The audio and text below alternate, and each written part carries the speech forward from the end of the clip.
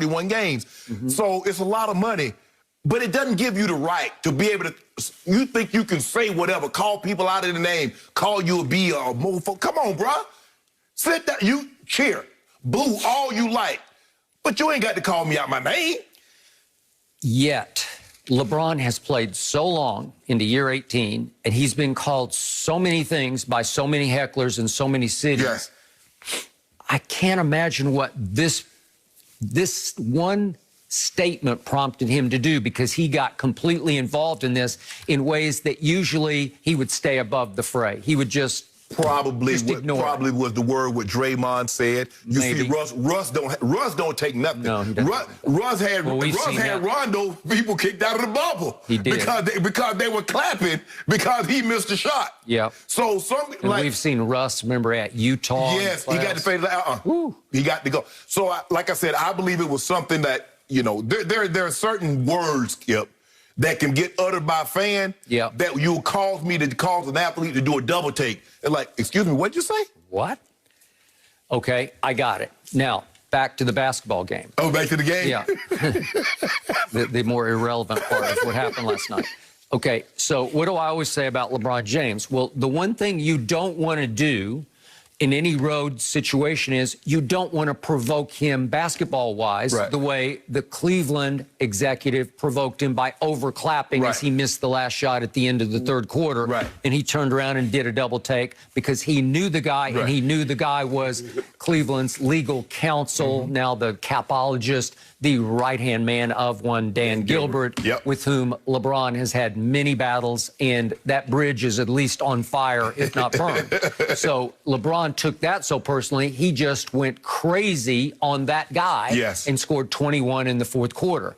I thought maybe this would provoke LeBron to go off and score, I don't know, 15 or 20 in the fourth, because after 3 quarters, he had a grand total of 9 points. And he did make 1 3, which was his first 3 early in the quarter. And then from the incident on, 8:09 left is when the incident transpired, and LeBron didn't make a shot all the way down to 1:12 left in the game, which shocked me. I really thought this would set him off. And the game was right there for him to grab hold of, because he had been quiet. He'd been passive. He had not been engaged in the game. You see, the objective was to get AD going. Everything was funneling through AD. All right, so he kept trying to get AD going, and finally Trae Young hit a 3, and it cut it to 1. And to LeBron's credit, he came back down, and Cam Reddish was doing an excellent job on LeBron James. In fact, in all my years of watching LeBron, I'm not sure anybody has defended him much better than Cam Reddish was defending him last night, because Cam Reddish is big enough and quick enough and strong enough to kind of hang with him and mirror him. And yet, if we could see what happened with 1:12 left, Cam Reddish had been going over every screen, and that's the first time all night long. You see what he did? He went under, and it gives LeBron a break where it's like, oh, I finally got one. I got a clean look. And he shot it clean, and he followed through, and he didn't have anybody in his face. And I was shocked that Cam didn't just fight right over the top. It's my pet peeve about the NBA. I tell you this all the time. It's so easy to fight over screens, and they just give up and switch. They either come up under it or they switch it. And if you come up under it, you give a shooter a whole big, long second to just say, okay, I'm going to set and I'm going to make this. It's basically a free throw. Because his vision is unguarded. He just got a clean look at the basket. Okay. So then LeBron does go crazy from the 1:12 mark to the end of the game, because he scores 9 points just in the last 1:12. So he had 9 through 3 quarters and 9 in the last 1:12. But I must say there was one breakaway layup that he got, and I gotta ask Shannon Sharp about this one, because it looked like he ran about 5 steps with this. I don't know. What do I know? But is it possible LeBron walked with this? How many steps do you get? 1, 2. You get 1, 2, 3? 1, 2, 3? Can you run 3 steps without? Skip, you know they ain't calling that. They ain't calling this.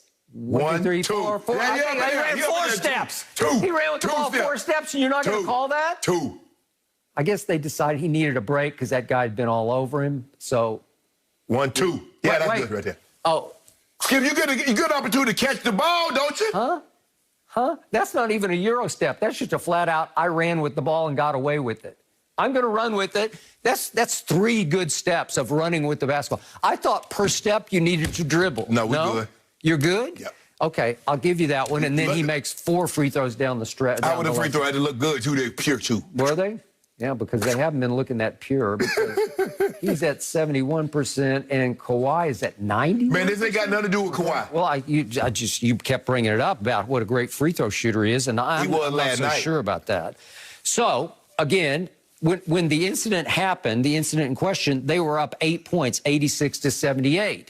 And yet the incident seemed to fuel the home team as much as it fueled the visiting team because they kept scratching and clawing back into the game. Skip, the Hawks are a good team. They got guys. They got firepower. Yeah, John Collins can play. He can play. Clint Capella just gets all the rebounds. Trae Young. Skip, I told you about Trae. I said, Skip, he's going to be able to get that shot. He got tremendous handle. He get in the lane. And he got 2 guys that can finish above the rim, Capella and John Collins. You see what he had last? He had 16 assists last night. If only he could guard anybody at 5'11" or whatever he is. If only. Hey, look, Skip, you're going to have to concede something. Now, he's going to score a bunch of points. He's going to have a bunch of assists. But he's going to have a bunch of turnovers, too. So you just already know. He had 7 last night. Okay. You got to live with 2-1. He's not going to be a Magic Johnson or, 3-1, John Stockton, a 3-1 assist to turnover. That's not, he's probably going to be half. I give you this. He is a blast to watch. He's always going to be great box office. He's going to be a great sideshow. But as improved as they are, they've improved only to 500. They're 10-10, and they look like a 500 team to me. Right.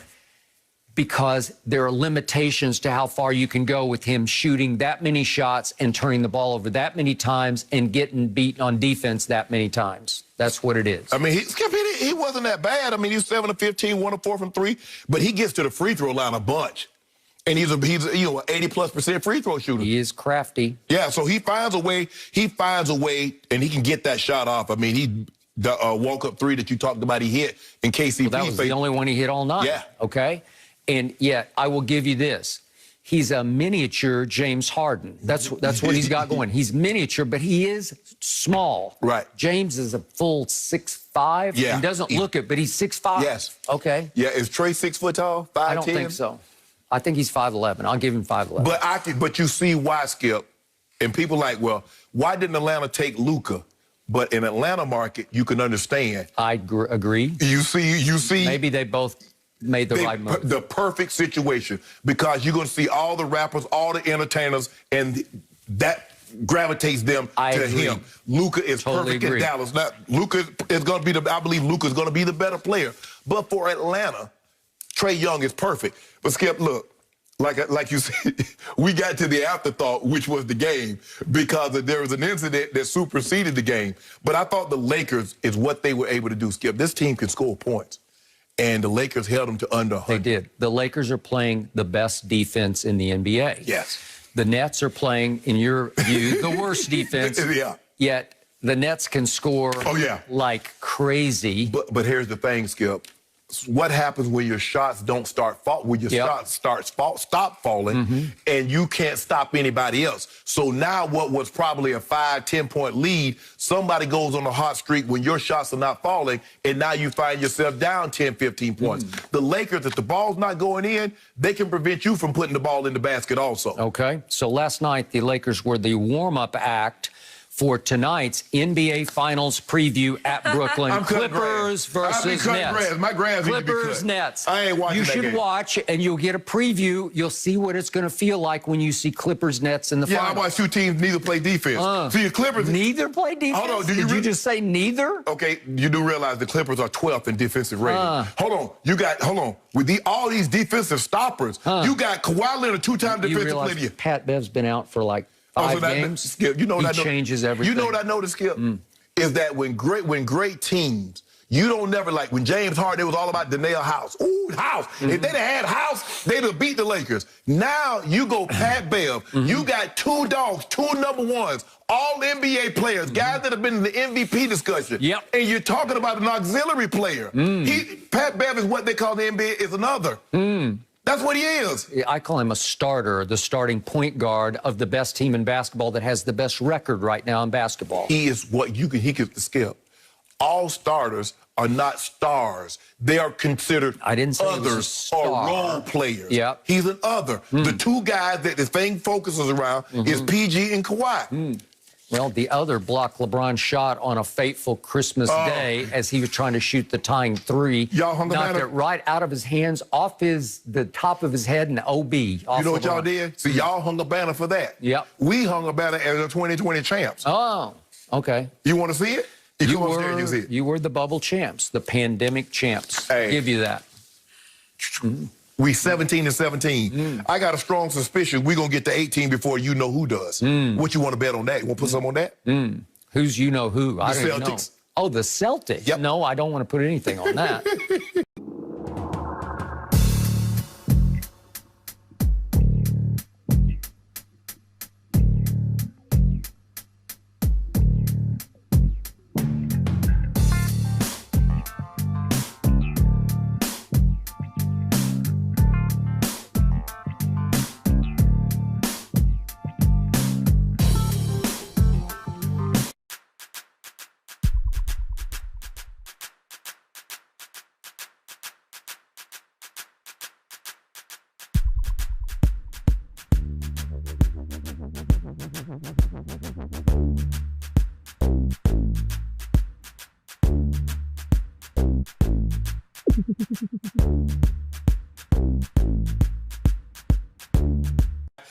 Maybe 25 years ago, but not current, not February 1st. So that's what, but Skip, that's the thing, is that people think, okay, and you pay a lot of money. I've sat in those seats on the resale market, but even if you're a season ticket holder, Skip, those seats cost a lot of money. Not like